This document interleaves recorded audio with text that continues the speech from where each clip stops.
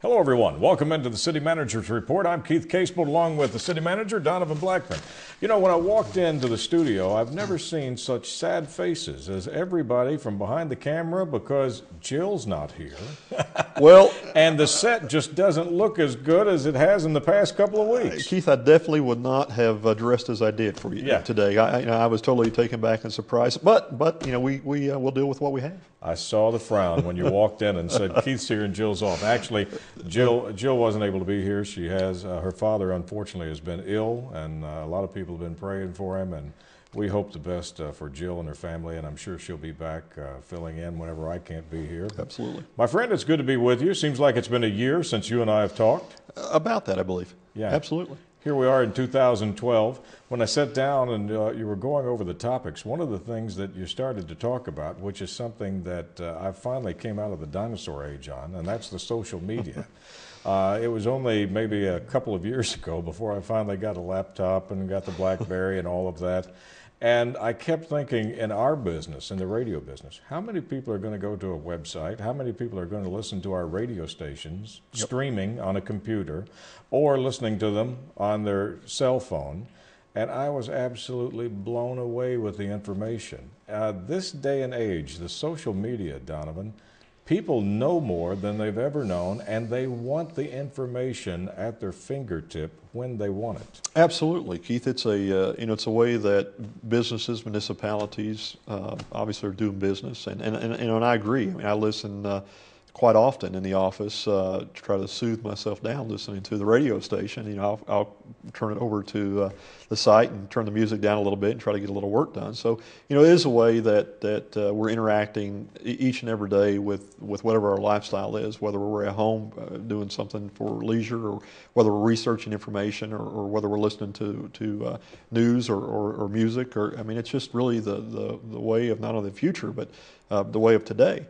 And things have grown at such a absolute fast rate that it's almost impossible to keep up with. Mm-hmm. Luckily, I'm very blessed that my oldest son, Tristan, who works for Pikeville Medical Center, he works for the IT department there. He's my go-to man. So. Mine is my 8-year-old. He's the same guy that helps me get it from the DVR back to the TV and all that stuff. So I'm not that advanced as you are right now, but yeah, it seems like we're learning from the kids. Well, we are, and even my youngest son works for AT&T, and as much as AT&T has got into this network, I mean, we worked with AT&T last year, as a matter of fact, to bring a 3G network into the downtown area. So again, almost every facet of business we're somehow tied to it. But I get tickled because every evening I come home, my wife Debbie gets on the computer and she'll yell in there and say, Donovan, how do I do this? Call your son. Call your son, because it's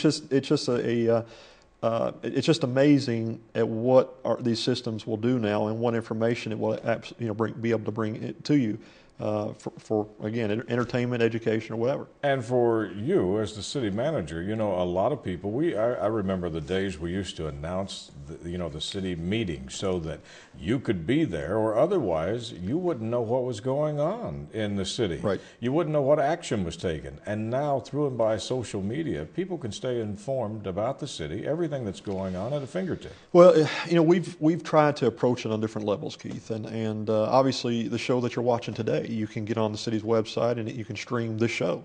Mm-hmm. So to your point, whether it's a work session, a fiscal court meeting, an update show, all that information is now available from somebody sitting in their office or sitting at their home, or so people are more educated now. They're more informed now because they can go straight to the source. And the city, the initiative we took, and again, I came on in 2004 with the city. Shortly thereafter, really websites were really a dominant, or I won't say predominant, but a dominant influence in a lot of different how municipalities was doing business. So we came from a culture here in the city that we had one line coming into the city hall, and that went to the city manager's desk.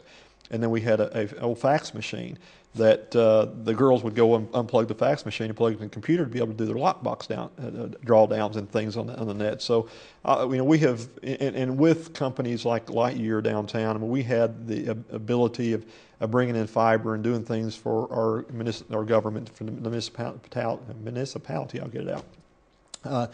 That we candidly were not taking advantage of. So we restructured all of the city, and we partnered up with a company called eGov that obviously is experts in this field, and really developed our website. And a couple of years after we got the website up and running, we were ranked 4th in the state of Kentucky by the governor's office. Wow. Which was a great accomplishment because we did it in a very short period of time. A long way from the fax machine. A long way from unplugging and plugging in. But now, each building in the city has either Wi-Fi or internet.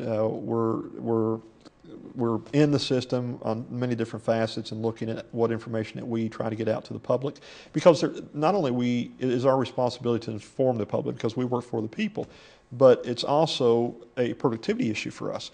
It's amazing, Keith, when I first came aboard, how many phone calls or how many people came to City Hall just searching information. Yeah. Well, that information is now available at a fingertip. So from a social point of us being able to communicate to the public of all the events, the attractions, things that are going on, meetings, et cetera, is a definite advantage, but also from the standpoint of just information sharing.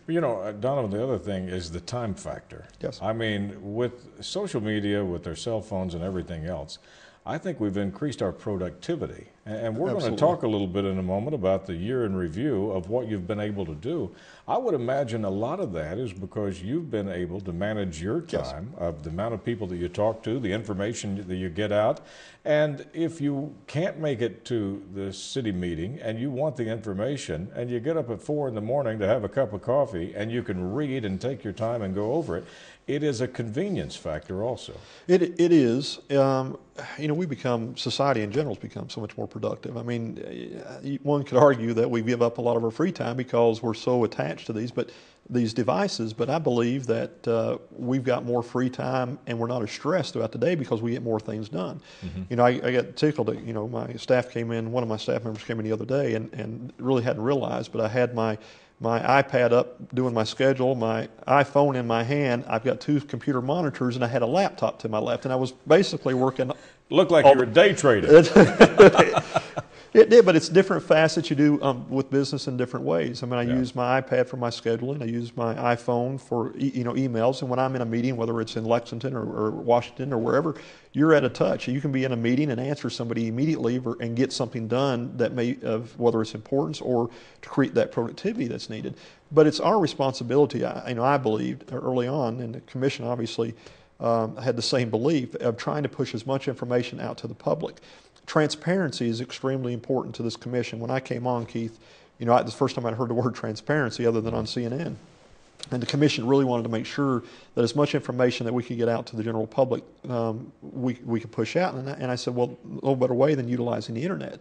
So now you can go on the city's website at www.cityofpikeville.com. And we're going to do, actually, I've talked to Al about doing a show on Pike TV of how to use our website and how to use, because we've got several websites. We've got one for tourism, one for the city. But, there's a lot. We're going to do a show to show people how to maneuver through that and all the services that are available. But just in transparency alone, you can go on. I jotted a few things down so I wouldn't forget the memory. Thank God for these devices, Keith, because the memory's not there anymore. But we've got our city audits online now. We've got our city budget online. So if somebody wants to know what we're spending, where we're spending, it's online. We've got our bill list for the last year and a half, I believe. Every bill that we pay is online. So people want to know how their money is being spent. They can click on, bring up the bill list, and it will show every single check that went out the door here at the city. We've got all of our minutes online. So to your point, any commission meeting that we had, without somebody doesn't necessarily have to come just to the meetings. They can pull up online and it will go item per item per item about what was said, what action was taken, how the vote went. When you say all of this, it's almost the duty of the citizen to get on this website and to become informed, because the old days of saying, I didn't know, Absolutely. or no one told me, or to come up to you and say, how could you take this action? I had no idea. It's all posted there for you so that you can see it. Well, it's posted on, it's posted in print for someone to see and signed off. It's under the mayor's signature and everything that I was talking about. And then, we take it a step further by having shows like this so that we can talk about those items.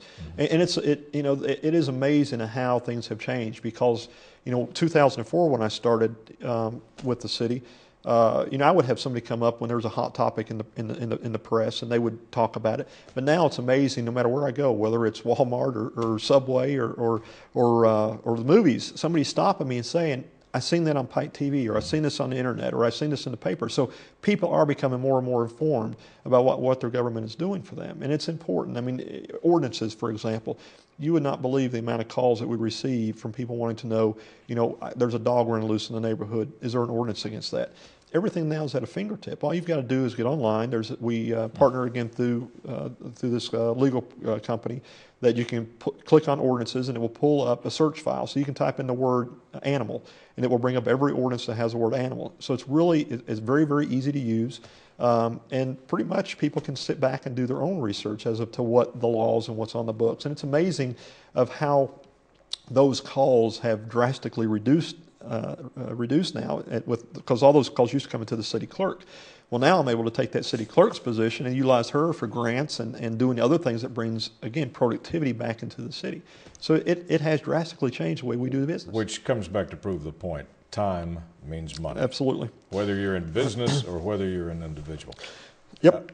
With your sites, it sounds like you're trying to get out so much of the information, and there's a reason why. 2011, Donovan, that had to be a record-breaking year for you when it comes to activity. Keith, I'll start saying it's been a blessing to be with the city. Again, my anniversary date with the city was this month, the 12th of January. I've been here for 8 years now. Time absolutely flies.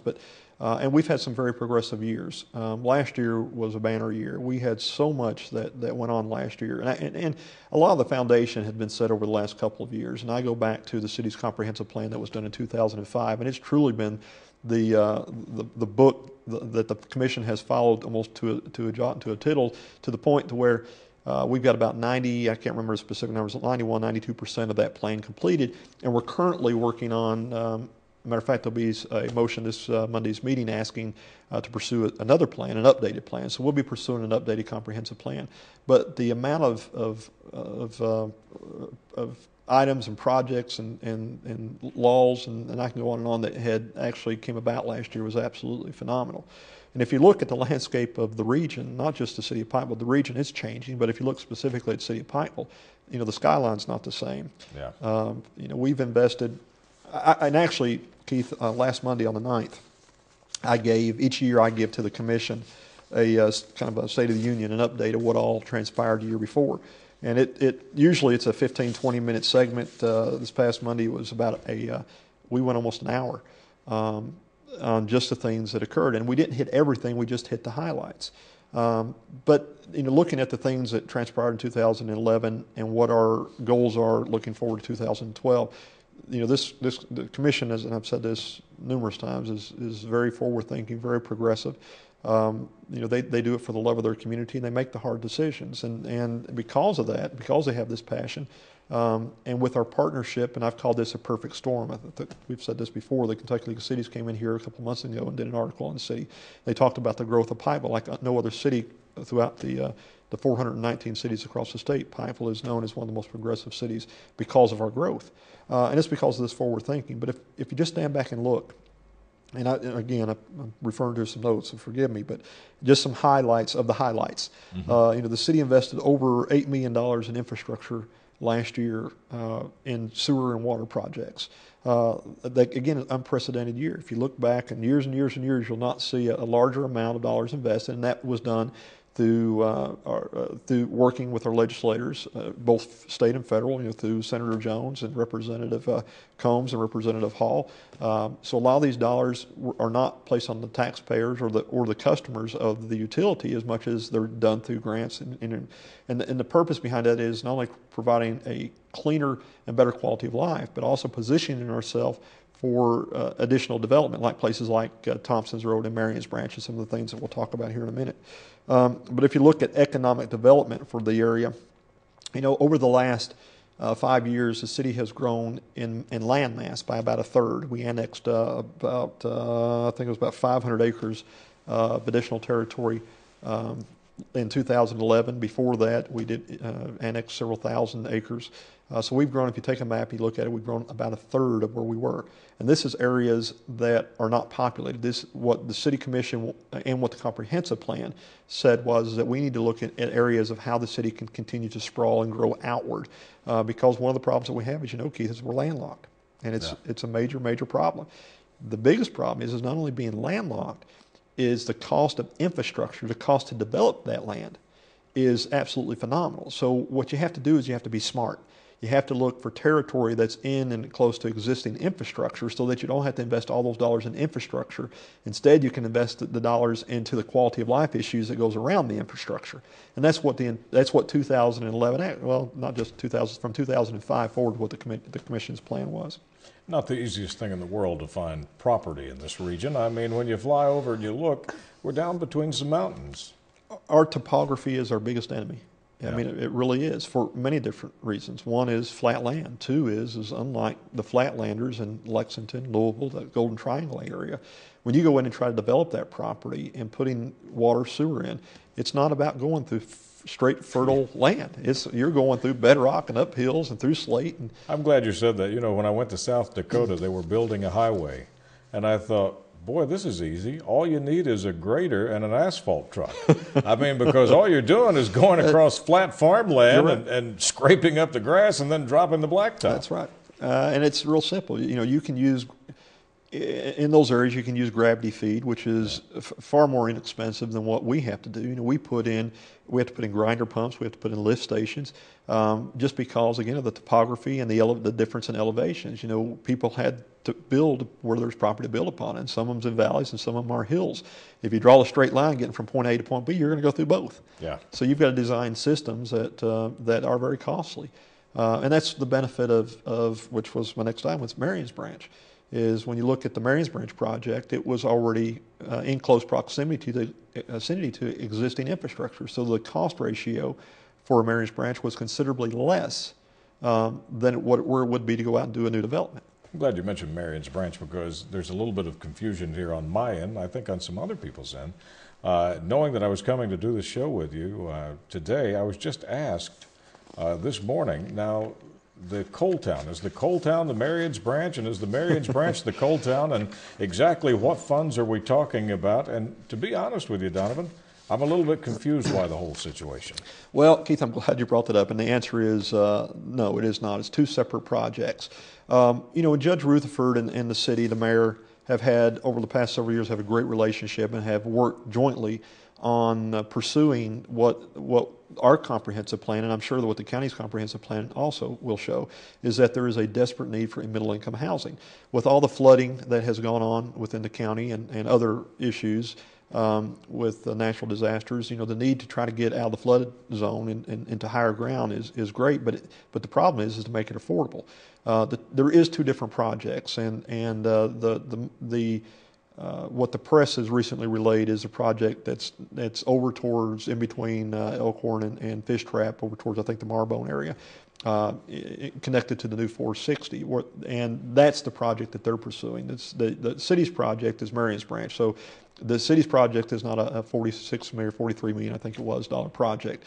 Our project, which we've been working on since 2004, we have made great advancements, and we've had this relationship with the county and Judge Rutherford. Actually, the city, the judge worked with the mayor on working with the Air Board in order for the city to be able to acquire this property. And what the city's projecting to do is to build to create 400 house seats. Now, that doesn't mean 400 dwellings. You can put multi-dwellings on some of those house seats, so you have apartment complexes, which was part of the overall master plan.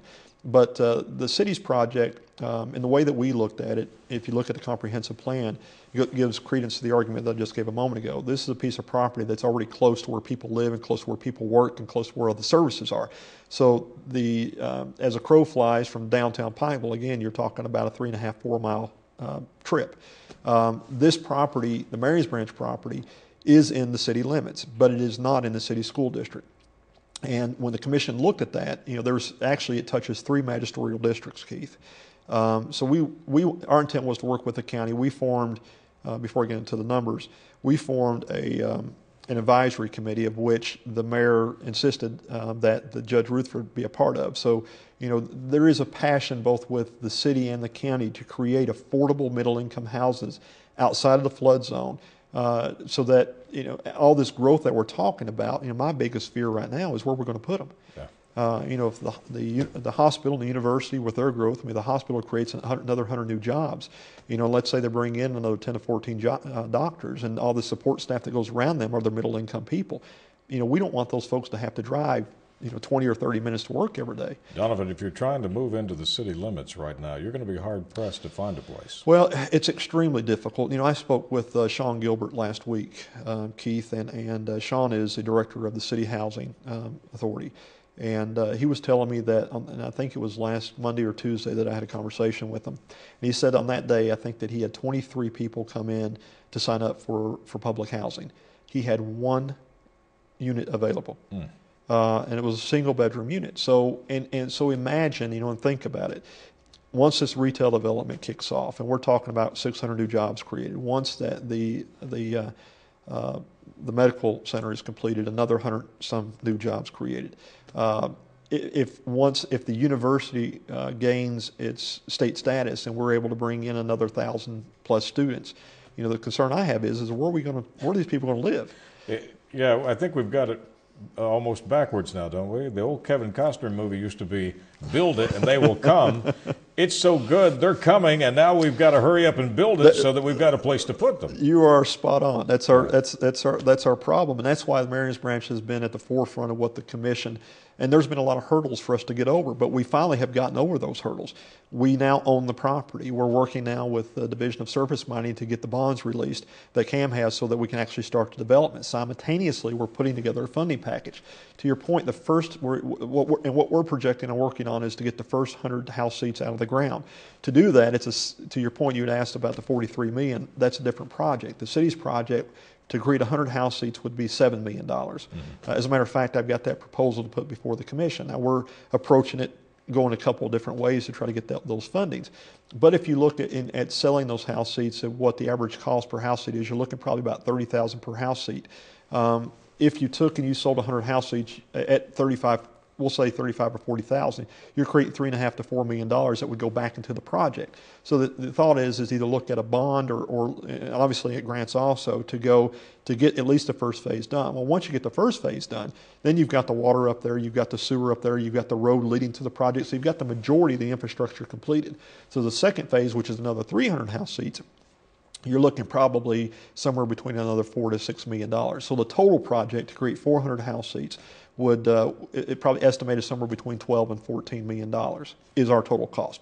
Now, the advantage of Marion's Branch is, again, it's close to where people live, or not live, obviously we're talking about living, but it's where people work and where the service goods are. Whether you're working, if you look at the hub for the region of Pikeville and even Coal Run. So if you're looking at working in Pikeville, whatever your profession being, or Coal Run, or if you're looking at going to the grocery store, to the expo center, to the theater, to go somewhere to eat, it's tradition, this is the way you're going to travel. So having this in close proximity of being in the city limits, but not encountering the tax base, and we'll talk about that in just a second.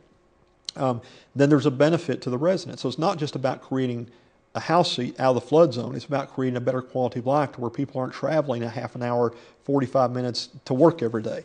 Yeah. Or they're not spending, I did an analysis. If somebody drives, if you look at what the Transportation Cabinet says, for the Federal Transportation Cabinet, that the average car gets about 24 miles per the gallon, 24.1 miles per the gallon. You look at today's average gas cost, then 10 extra miles a day of drive time is $800 and some dollars out of somebody's pocket. If you got 2 people working, then that's almost $2,000 extra a year for somebody driving an additional 10 miles a day. So the Marion's Branch project, and having it close to where the jobs are and close to where all the activities are, it was a prime location. And there's very few places where you can get 1,000 acres within already, where there's already sewer. We just did a $5.5 million project. Keith, that through this vision that the commission had, They could have went down US 23 and probably saved a couple of $1 million, but going down 23 would not have picked up the 400 houses on Island Creek that were desperately needing sewer. No. So we worked again with the county in bringing almost 400 homes and sewer through part of this project.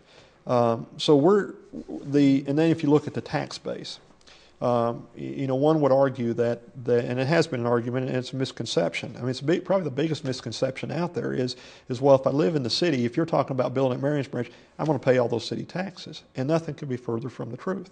You have to look at quality of life services versus what the cost is. And I know you and I have talked about this on the radio show a couple of times, a couple of years ago during various annexations. But if you look at the city's utilities first, it's what you have to look at, is the city's utility cost versus Mountain Water's cost. Mountain Water has a much larger area. There's a lot more pipe in the ground. There's a lot of things that has to take care of the bells and whistles to make that system operate. So they have a higher cost ratio to operate their systems. Ours is more condensed. We have more population, so ours is a lot lower. So if you look at the city's, again, water and sewer rate, the average household uses 500 gallons of water a month.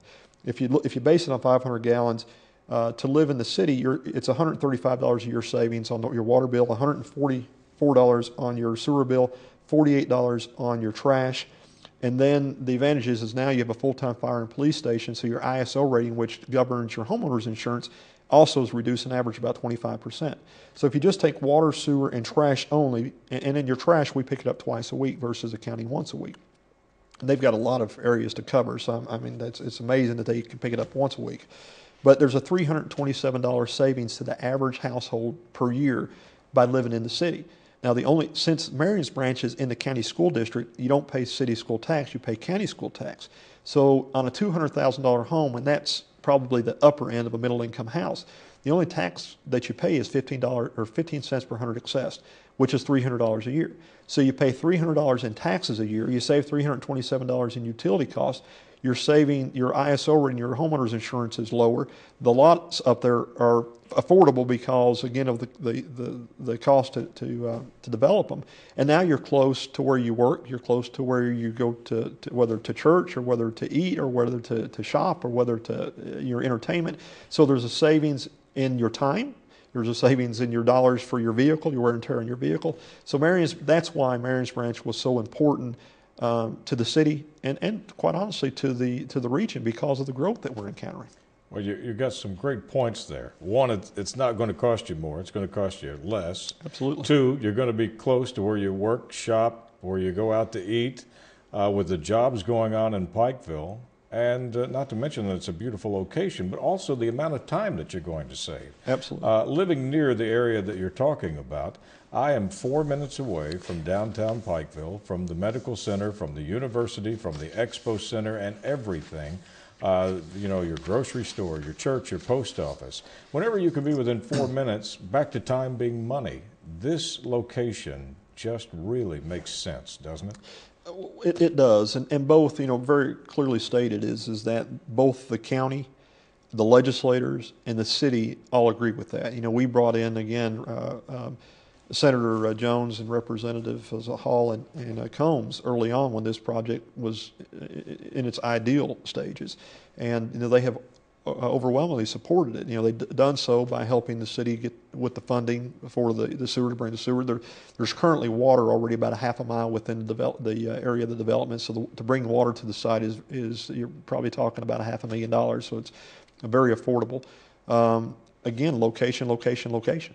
Yeah. I can say no more. So the county, the judge has been on board with the city and understanding the importance of this project. Obviously, the commission has pushed this project since 2004. But we're now at a stage to where we own the property. We've got the sewer to the property. Water's within close proximity. Only $7 million, and it sounds like a lot of money, but for a development, you're talking about putting a road in, you're talking about putting utilities in, you're talking about putting a curb and gutter. It's very affordable to create 100 house seats. Once you get the infrastructure in there, it goes nowhere else but down from there. My friend, I'm excited about it. Anything in closing before we end the program? Well, no. The only thing I'll say is that Keith, it is truly an exciting time to be part of this region. If you look at all the growth that we're encountering, we talked about a lot of the accomplishments in 2011. There's a lot more that, again, I went over an hour just to hit some of the highlights. But even looking forward into 2012, when you're looking at middle income housing, you're looking at a new retail development. You're looking at commercial air service. You're looking at Jenny Wiley Theater. You're looking at a new hotel just kicked off. So as I said, you haven't seen anything yet. I mean, it's really we're now the seeds have been planted, and you know we're seeing the sprouts come up and things are growing, and you know I'm just really excited to see what happens over this next couple of years. You know, I am too. You said when we started this we could talk for 3 hours. I believe we could. That's because so much is going on. Donovan, thank you. It's good to be with you. Thank you so much for tuning in to the City Manager's Report. I'm Keith Casebolt.